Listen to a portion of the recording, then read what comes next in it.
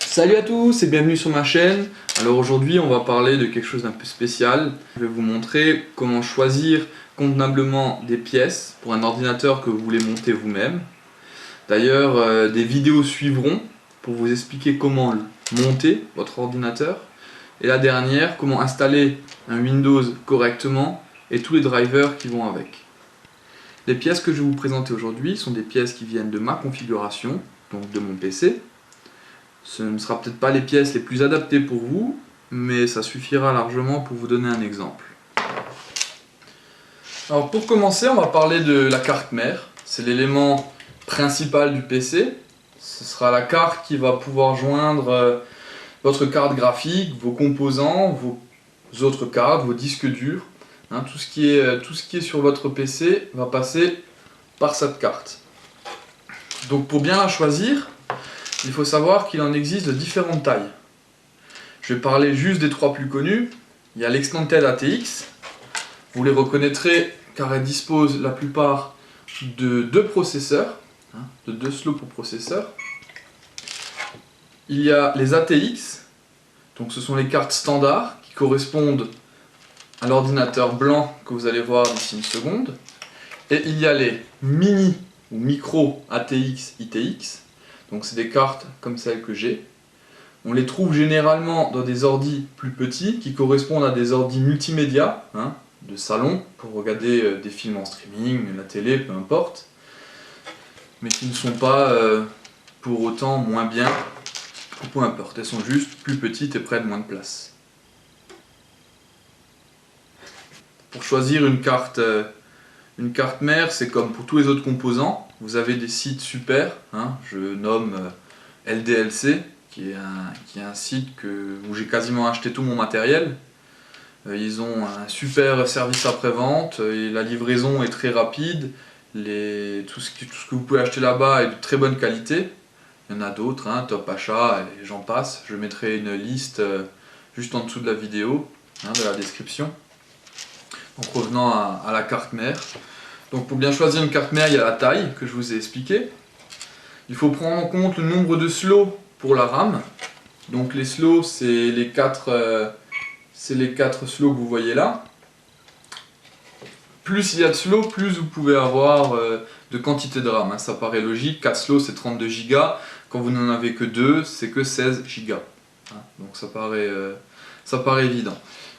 Ensuite, il y a les ports PCI Express qui permettent de mettre une carte graphique, une carte son, peu importe, ou deux cartes graphiques pour ceux qui veulent faire du SLI ou du Crossfire. J'expliquerai plus tard ce que c'est. Donc là c'est très important, vérifiez toujours que vous avez un port en 16X. 16X c'est ce qui correspond à votre type de carte graphique, si vous avez besoin d'une carte graphique. Et que vous ayez un port en 1X et en 4X. Ça c'est pour la carte son et pour une autre carte. Faites attention aussi à votre emplacement, ça s'appelle un socket pour le processeur. Il y a différentes tailles de sockets, c'est-à-dire que là par exemple j'ai un 1150. Si mon processeur n'était pas adapté à un socket 1150, il ne serait pas rentré. Donc faites toujours bien attention à ça. Dans les fiches de description sur les sites internet, vous allez acheter vos matériels, il y a toujours tout qui est écrit.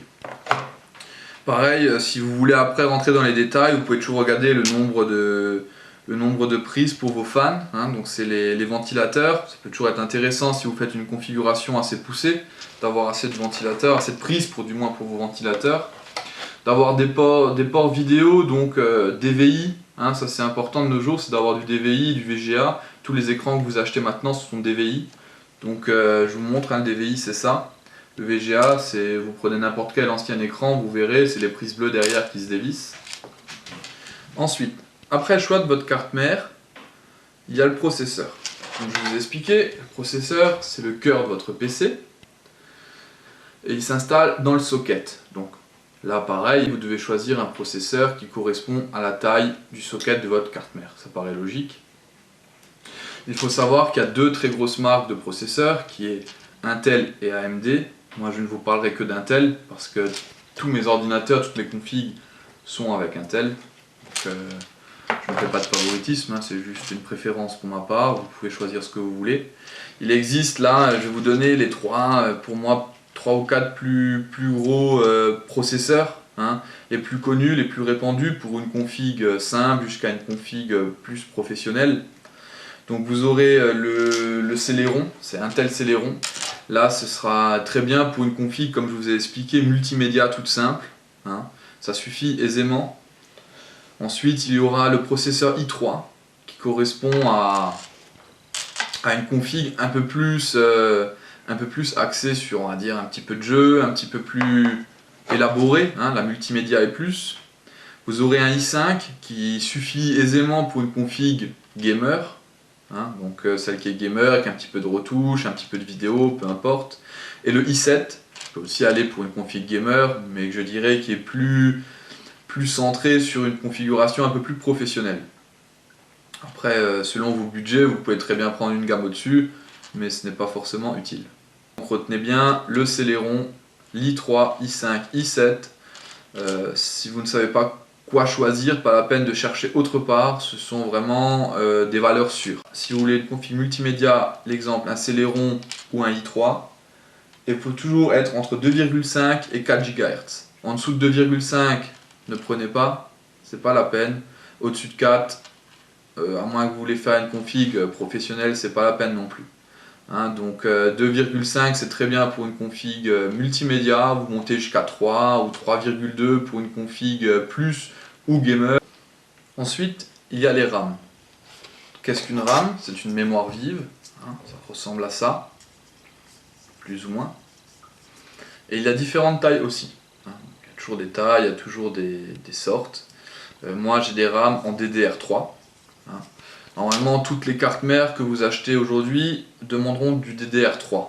Les toutes récentes, vraiment les toutes nouvelles pourront peut-être déjà passer en DDR4. Mais honnêtement ce n'est pas encore aujourd'hui que toutes les configurations seront en DDR4. Donc vous avez encore un peu le temps pour ça. Mais si jamais, faites-y quand même attention. Beaucoup de personnes sont toujours poussés à se dire ah, je vais mettre beaucoup de RAM sur mon ordinateur, ils font référence toujours à la mémoire vive. Donc c'est pas forcément utile, il faut que la RAM soit adaptée à vos besoins. Par exemple, pour une configuration bureautique, hein, je disais multimédia tout à l'heure, mais c'est vrai que bureautique convient bien mieux. Pour une configuration bureautique, je dirais que allez, 4 Go de RAM de nos jours, c'est pas excessif. Hein, 4 Go de RAM suffisent aisément.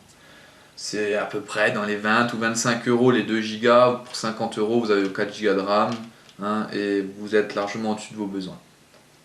Pour une configuration multimédia ou bureautique plus, peu importe, hein, vous pouvez aller de 4 Go à 6 Go de RAM. C'est non négligeable. Hein, si vous voulez un petit peu jouer, c'est vrai que 6 Go, c'est pas trop mal. Pour une configuration gaming, allez de 8 Go à 16 Go. Donc 8 étant le minimum, hein, si vous voulez vraiment vous faire plaisir, 8 Go je pense que c'est un minimum requis. 16 Go, c'est vraiment... Moi j'ai 16 Go de RAM là, j'ai mes 4 barres de 4 Go chacun. J'en suis entièrement satisfait. Mais c'est vrai que j'aurais pu en prendre moins. Pour une gamme pro, vous pouvez monter jusqu'à 32 Go, hein, de 16 à 32 Go, selon vos besoins, selon aussi les logiciels que vous utilisez. Mais là tout dépend de votre activité. La marque a une importance. Hein. Pour le même prix, des fois, vous avez des marques qui vous font des garanties à vie.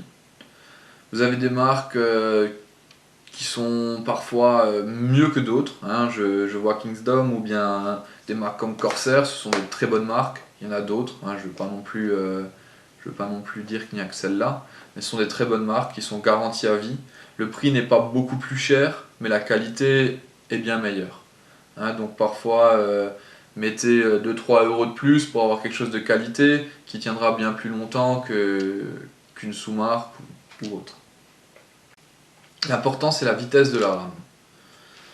Si vous avez 3 barres différentes, hein, de marques différentes, ou 4 barres de marques différentes et qu'elles ont chacune une autre vitesse, il faut savoir qu'elles s'aligneront toutes à la vitesse la plus faible. Alors autant prendre 4 mêmes barres de RAM. Hein, moi j'ai pris les 4 mêmes les 4 mêmes, avec les mêmes vitesses, avec le même nombre de mémoire, et comme ça je suis tranquille. Hein, elles s'adaptent tous une à l'autre et il n'y a pas de souci. Ensuite vient le disque dur et le SSD. Donc qu'est-ce que c'est? Un disque dur ou un SSD, c'est un espace où on peut y stocker nos données. C'est un grand bloc de mémoire dans lequel vous allez pouvoir enregistrer et votre Windows, et vos films, et vos jeux, vos photos, peu importe vos données. Un disque dur, c'est mécanique. Un SSD, c'est électronique. C'est important de le savoir pourquoi. Parce que le mécanique est moins cher,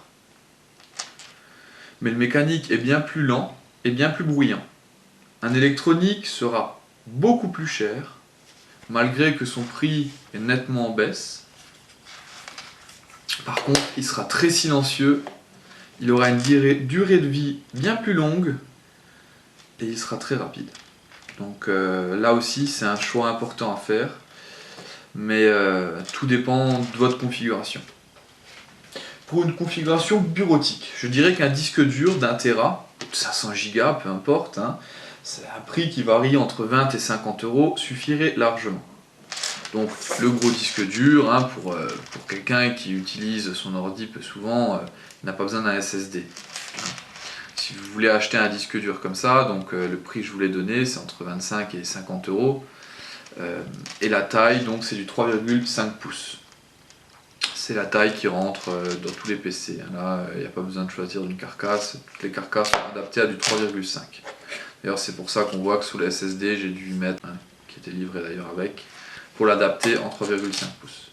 Un SSD de 120 Go peut largement suffire pour une configuration gamer.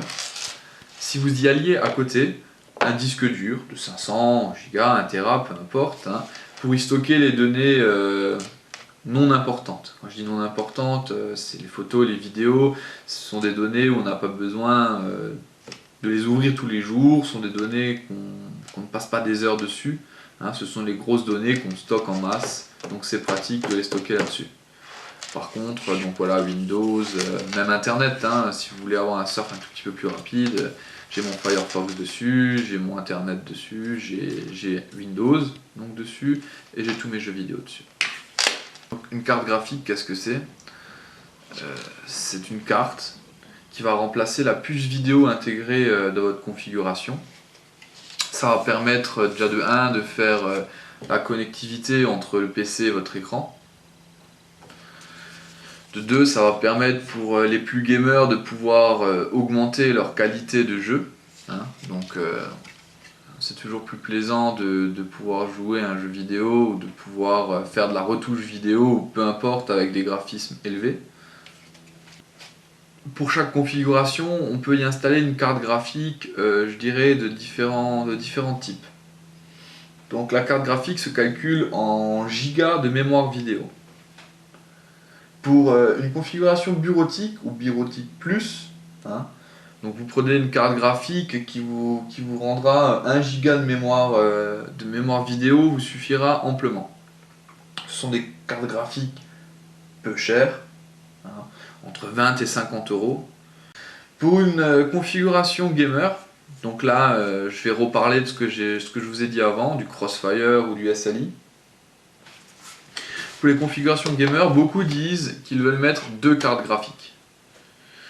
Donc là, je vous coupe tout de suite, c'est une très mauvaise idée. Pourquoi? Je vais vous l'expliquer. Donc un SLI ou un Crossfire, c'est quoi? C'est le fait d'avoir 2 cartes graphiques, une à côté de l'autre, branchées ensemble. Vous achetez donc 2 cartes, hein, chacune 150 €, c'est pour vous donner un exemple. Vous les mettez en Crossfire ou en SLI, donc ensemble. Et vous pensez que vos performances seront doublées. Donc en fait non, ça ne se calcule pas comme ça. Les performances ne seront que de 20% de plus que si vous n'en aviez qu'une. Donc le fait de les doubler vous augmente les performances réelles d'à peu près 20 à 25%. Donc est-ce que ça vaut pas plus le coup, si vous voulez mettre 300 € d'acheter une carte graphique du même genre que celle-là, une très grosse carte graphique qui peut envoyer pas mal, sur lequel vous pouvez brancher aisément 2 écrans, qui vous aura coûté autant, ou voire même peut-être même des fois moins cher qu'en mettre 2, et vous aurez une puissance plus grande. Hein. Avec une carte graphique de ce style, je n'en ai qu'une. Je peux jouer au jeu que je veux en qualité ultra, en très bonne qualité. Je peux avoir mon deuxième écran allumé en même temps, regarder une vidéo, du moins je peux faire ce que je veux, je n'en viens pas à bout. Hein. Donc à vous de voir ce que vous voulez dépenser, ce que vous voulez mettre dedans, mais ce n'est pas nécessaire. Pour une configuration professionnelle, hein, pour quelqu'un qui veut avoir 3 ou 4 écrans, pour quelqu'un qui veut faire énormément de retouches vidéo, oui, là, il est important d'en avoir 2, parce que là, les 20 ou 25% font aisément la différence. Je ne vais pas rentrer dans les détails, mais ce n'est pas du tout le même pourcentage pour un professionnel qui va l'utiliser régulièrement, hein, que pour un gamer qui ne viendra même pas à bout de la moitié de la puissance d'une seule carte graphique, quoi. Donc voilà, là pour choisir, faites pareil, hein, pour une config simple, ne mettez pas plus de 50 €. Pour une config gamer moyen, vous pouvez aller de 80 à 250 €. Hein, vous avez des cartes correctes dans ces prix-là. Vous pouvez après aller au-dessus de 250 €, hein, jusqu'à 500 € je dirais, pour ceux qui ont vraiment les moyens. Et puis pour les cartes professionnelles, je ne connais pas vraiment les prix, donc je pense que ça ira de 400 € à 700, 800, 1000 €, je n'en sais rien. L'alimentation. Donc, tout le monde voit ce que c'est une alimentation. C'est un bloc avec un bouton on-off, une prise, pour pouvoir envoyer en fait de la puissance, de l'électricité si on veut en plus banal, de votre ordinateur. Donc pour le calcul c'est très simple, vous prenez la fiche technique pour commencer de votre processeur. Votre processeur quand il est au maximum, il va, on va dire, utiliser entre 60 et 100 watts. Hein. Le mien c'est 80, donc voilà, je note 80. La puissance à fond de votre carte graphique, je prends un exemple, la mienne c'est 250 watts, et je la multiplie par 2. Je n'en ai bien qu'une, et je la multiplie par 2. C'est pour être sûr de soi. Hein. Il ne faut pas que vous oubliez, si vous avez 2 cartes graphiques, vous multipliez les 2 par 2. Donc vous faites le calcul, hein. Moi c'est 500 watts du coup ma carte graphique, 250 x 2, plus 80 watts le CPU. Je rajoute sur ça une carte son, c'est à peu près 15 watts, 10 à 15 watts. Un disque dur, c'est de 15 à 20 watts. Donc là vous rajoutez 35 watts. Les RAM, c'est 10 watts par RAM. Hein. Donc le calcul est vite fait, si vous en avez 4 c'est 40 watts. Les ventilateurs, vous rajoutez 10 watts par ventilateur. J'en ai 4, ça fait 40 watts. J'arrive à un total de 630-650 watts. Il faut là rajouter encore 20% minimum, hein, de sécurité. C'est-à-dire si votre ordinateur doit tourner à plein régime, il faut qu'il soit à 80% de la puissance maximum de l'alimentation, qu'il y ait toujours 20% de réserve. Donc mes 20% de réserve correspondent à 126 watts. J'arrive à peu près à 760-770 watts. Comme je vous ai expliqué, mon alimentation fait 800, donc je sais que je suis bon. Le calcul est un petit peu compliqué comme ça à en parler de tête, mais comme sur la vidéo à gauche, vous pouvez le voir, vous avez juste à le copier, à aller voir votre fiche technique du matériel que vous avez acheté. Si vous avez des questions pour le calcul, hein, ou que vous ne connaissez pas la fiche technique d'un de vos composants, n'hésitez pas à me le demander en commentaire, c'est pas un problème. Si je la trouve, je pourrais toujours vous la donner, mais sachez que c'est très important. Hein, l'alimentation n'est surtout pas à négliger, c'est vraiment une pièce, on va dire, majeure de l'ordinateur. Je vais finir par quelque chose de simple et rapide. Hein. Donc vous avez les ventilateurs, là, que vous pouvez brancher sur votre carcasse, hein. Donc ça se met sur la carcasse du PC, dans le bon sens, sur des ventilateurs de bonne marque, hein. Je cite Noctua parce que c'est vraiment une marque excellente, peu chère, silencieuse, vraiment silencieuse, c'est vraiment des très bons produits. Hein. Je ne sais pas si on verra. On voit les flèches donc du sens du vent et du sens de rotation, sens de l'entrée et de la sortie donc de l'air. Donc c'est important dans votre carcasse que vous fassiez un circuit, hein, que l'air rentre par un côté, l'air frais, et que l'air chaud sorte par l'autre. Ça c'est le boulot d'un ventilateur. Ensuite il y a les ventirades. Pourquoi ventirades? C'est ventilateur radiateur. Hein, donc Donc ça ressemble un peu à ça. Par-dessus, il y a un ventilateur. L'air frais y rentre et l'air chaud y sort. Ça refroidit le processeur, hein, qui est le cœur, comme je vous l'ai dit, de votre machine. Et ça permet en même temps d'aspirer pas mal de poussière. Hein. C'est peut-être pas l'utilité première, mais n'empêche que le radiateur, plutôt que le ventirad, hein, aspire énormément de poussière donc de votre bête, et c'est très très pratique. Donc je vous ai pas parlé des lecteurs CD, des lecteurs SD, hein. Ça c'est à vous de voir. Pour moi il n'y a aucune configuration nécessaire d'avoir un lecteur CD de nos jours. Quand vous aurez acheté tous vos composants, ou même si vous êtes curieux, vous voulez voir avant, n'hésitez pas à voir ma deuxième vidéo où je vous montrerai comment monter votre config. Nous avons vu comment choisir ses pièces, à quoi faire attention lors d'un achat. Maintenant, à nous de jouer. N'hésitez pas à suivre ma chaîne, à voir d'autres vidéos. Si vous avez des questions, à poster des commentaires, à mettre j'aime si vous avez aimé et à vous abonner. A bientôt!